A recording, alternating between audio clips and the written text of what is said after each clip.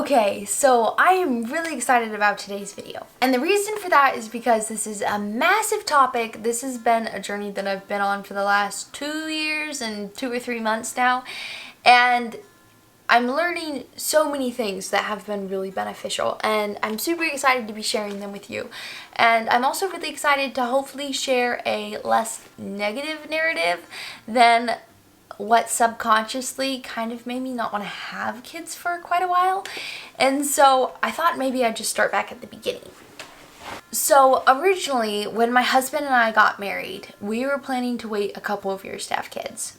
And I don't know if at the time I could have pinpointed exactly the reasons why, but now looking back, one of the big reasons why I had really honestly kind of dreaded becoming a mom was because I was constantly hearing, when you become a mother, that is literally your life. You give up every passion, you give up every single thing you enjoy, you become a mother, and that is all you are. And there's no more anything that you love. Your marriage goes downhill. Your life goes downhill. You can't wait for them to move out when they're 18. And that was so discouraging, and it really made me honestly dread becoming a mother. So then I got pregnant 9 months into marriage, and the entire pregnancy I was honestly just dreading what I felt was impending doom in a sense. And looking back now, this whole idea makes me so sad. And for one, I just am so grateful for God's timing, and I'm so grateful that He gave us Caroline when He did. And I would not change now the timing for anything. His timing is perfect. And yet, it's been a journey. It's been a journey trying to figure out how to still juggle things that I enjoy doing, interests that I have. Even just my desire to help my husband with different tasks that we are focused on and different goals that we have for the future now that I'm a mother. So today I wanted to share, I have a massive list of things that I wanted to share with you that have really, really benefited us in this area and have made it so that I honestly still do every single thing I loved doing before we had kids. And in some ways, I feel like I actually do them better. And I'm going to be sharing the reasons why in this video. And this being said, obviously there are seasons where as she was a newborn, really for the first 6 months, it took a lot of just trying to figure out how in the world juggling being a mom and anything else was even possible. But since then, I have learned so much. We are in an easier season, obviously now. She's 2.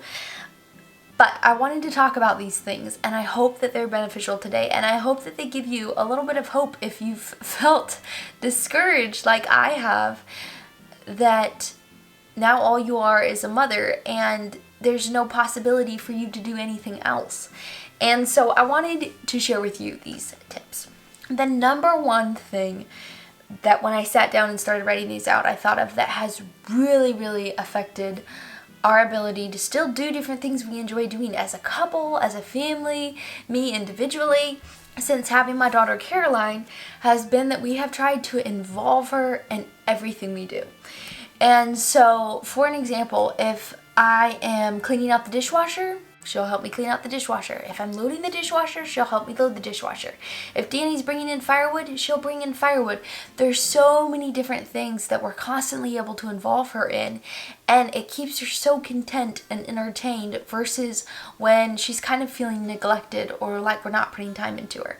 And so how this looks practically is typically if she is entertaining herself really well, looking at books or drawing or playing with some toys or singing or whatever it is, then usually I'll just let her continue to do that. But sometimes I'll be like, Carrie, come help me clean out the dishwasher. Or maybe I sense that she has a little bit of a bad attitude. Or maybe I sense that I just haven't spent enough focused time with her lately. I'll try and involve her in whatever it is I'm doing, and I've noticed it totally changes her attitude. And there's so many benefits to this. And so some practical things that we have her do. I'll have her help me with the dishes. Danny will have her help bring in firewood. She literally brought in firewood basically every day this last winter, and she would cry after she brought it in because she was so disappointed that there wasn't more to bring in every day. She loved it. She has a little broom and she'll help sweep. She will push around the vacuum. I've been trying to teach her how to vacuum.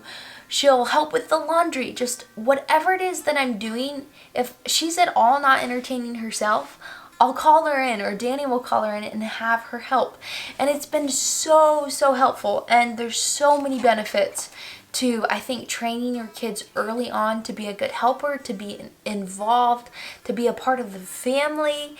And here's a couple of them.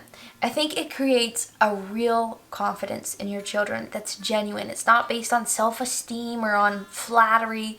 It's based on real life experiences and the confidence that that brings with you knowing, hey, I've done that before. Hey, I can learn new things. It's so helpful. Another thing is it's a great way for me to connect with my daughter. It's a great way for me to still feel like I'm able to make dinner, we're able to do the dishes, we're able to clean the house, whatever it is, and yet I'm still connecting and making these heart bonds or these heart ties to my daughter even as I'm getting things done. That's a fabulous thing. Another thing, and I mentioned this before, but it really helps if Carrie's having a bad attitude. I've noticed the biggest thing that helps her get over a bad attitude is giving her a task to do that we can do together. It really helps.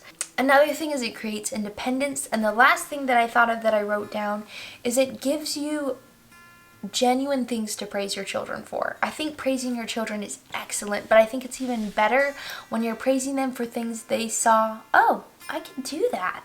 Oh, I brought in the firewood. Oh, I'm a helpful part of this family. I think it really makes your kids feel important and valuable and like they're a necessary component to the family, not like they're some annoying kid that you have to stick in front of the TV constantly in order to get anything done. And so this is my biggest thing. Involve them in everything. This has helped so much with Caroline. The next thing though, and this goes really hand in hand, is teaching your kids to self-entertain themselves. We started out when Carrie was really young, letting her do a lot of things by herself. We were in the room, we were in the vicinity, but she really enjoys playing by herself now, and it's so helpful. And so I think balancing these two things together makes for you having so much more time, you being able to get so much more done, and also it helps me be such a better mother. Here's just a couple of practical things that have helped me be able to get more things done in particular. One of them is sometimes what Carrie is doing is going to make a bit of a mess. But let's say she's entertained for 15, 20, half an hour because of whatever it is that she's doing that's creating a little mess. Well, if I see that what she's making a mess out of is going to take me 5 minutes to clean up, but it gives me a good half an hour or 45 minutes where I'm able to focus on something else that needs to be done, I'll let her make that mess. And this has helped a lot because it gives me a lot more time to do things. And in the end, we can just go and pick it up together, or I can clean it up really quick.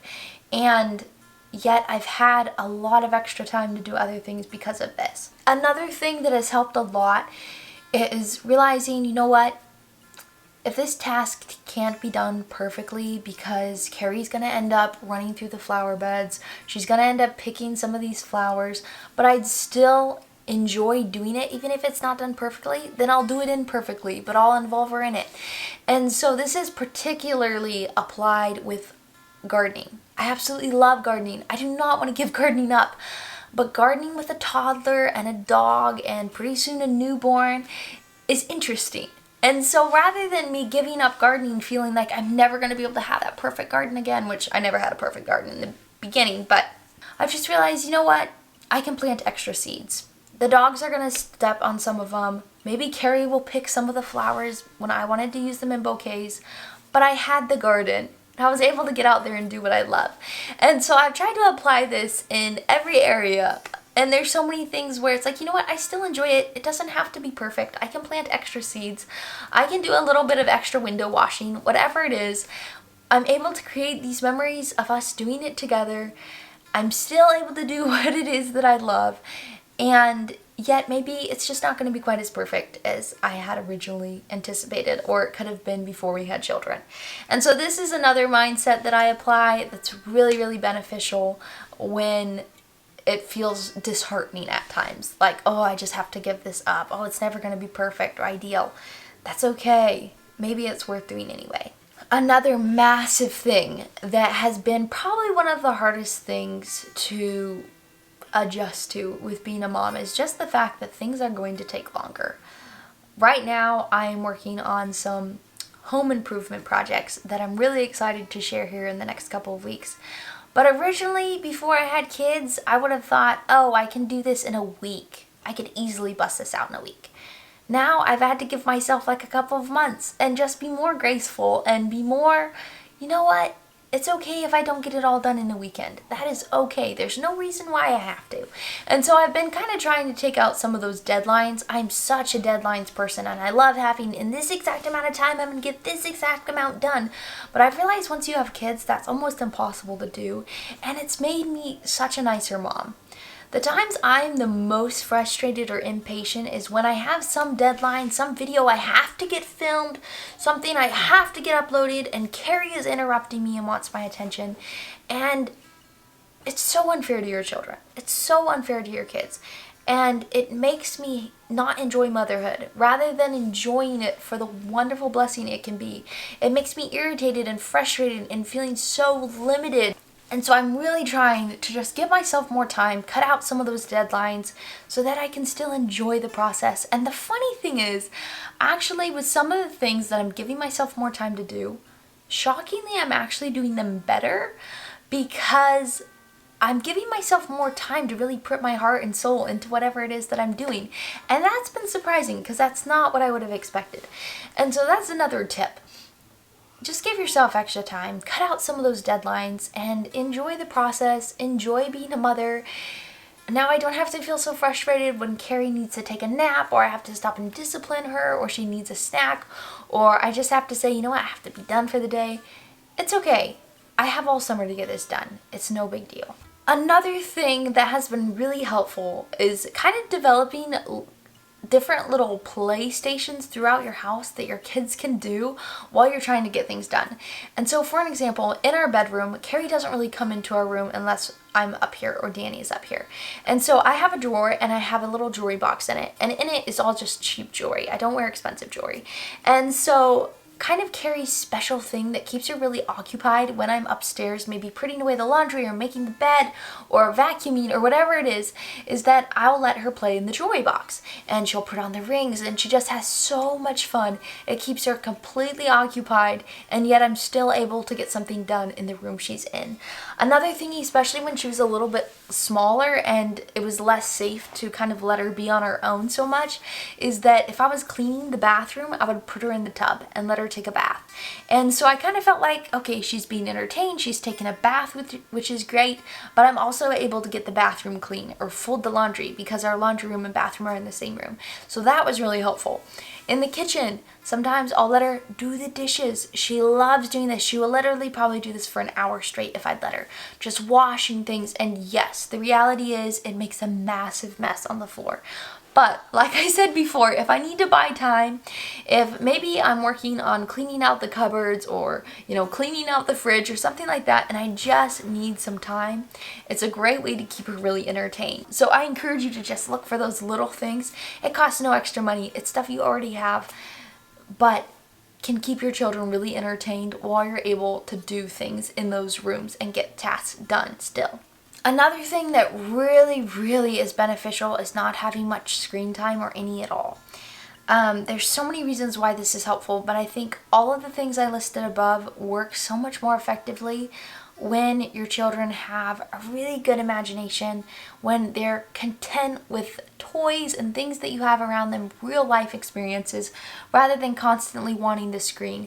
And so we've tried to be really intentional in this area, and I think it's helped in all those areas that I've listed up above for my daughter to just be more entertained or more easily satisfied by real life type things rather than by a screen or an iPad or a TV or whatever it is. Okay, this is one of my last tips, but it's such an important one, and this has helped so much with removing that frustration and irritation and just bottled up anger that you might have inside when you're trying to get things done and your children are interrupting you. And that is that I've really tried to cut out basically probably 95. I've tried to cut out about 95% of anything detailed that I need to do while my daughter is awake. And so this now looks like I don't respond to emails. I don't film videos, at least sit down videos or videos where I have to talk over top of the film. I don't edit. I don't do any of those type of things that involve a lot of focus when my daughter is awake. I try never to, because it instantly makes me irritated. Anything that involves 100% of my focus, I save for nap times, when she's sleeping in the morning, or when she's gone to bed at night. I do not try to accomplish those things throughout the day when she's with me. And so this has been a huge thing that has removed a lot of that frustration and irritation and has made me just feel like such a better mom. And also, it is shocking when you have 1 hour, let's say in the afternoon, where you know you have to reply to this amount of emails, you have to edit this amount of this video, you have to do this voiceover, and you don't allow yourself to get on social media and scroll through Facebook or watch a YouTube video or sit down and relax or go and do the laundry. It's amazing how much you can actually get done in those little pockets of time. And so that's been really, really helpful for me. And I'll link down below. I did a video a while ago that was maybe called like balancing business and motherhood or something like that. And it goes through the exact structure that I use throughout my day, the time blocking method that I use that really has massively affected my enjoyment with being a mother and still getting other things done. And so during this time, this is not a time when I will clean the house. This is not a time when I'll do work outside that she could do with me. I'll do gardening, any of those things. This is a time where I focus merely on things that I cannot do well with my daughter awake.